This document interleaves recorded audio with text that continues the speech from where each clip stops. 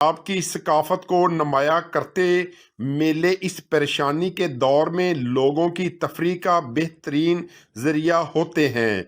विहाड़ी के नवाही इलाके लुड्डन में शुरू होने वाले बाबा गुलाम शाह मेले में घोड़ों का अजीमुशान मेला लगा, जिसमें पाकिस्तान भर से मुख्तलिफ नस्ल रंग के घोड़ों ने शिरकत की और ढोल की थाप मौसीकी की धनों पर दिल फरेब रुक्स करके देखने वालों के दिल मोह लिए।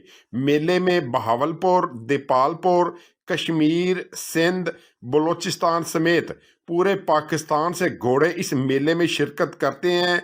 सुधारे हुए ये घोड़े अपने मालकान के इशारों और मौसीकी की धुन पर जहां रोहड़ी इधर पलट धमाल करते नजर आते हैं। घोड़ों की इस परफॉर्मेंस से देखने वाले दाद दिए बिना नहीं रहते। 3 रोज जारी रहने वाले इस मेले में पाकिस्तान भर से आए घोड़ों में से हर कैटेगरी में एक एक घोड़ा फतह करार पाता है।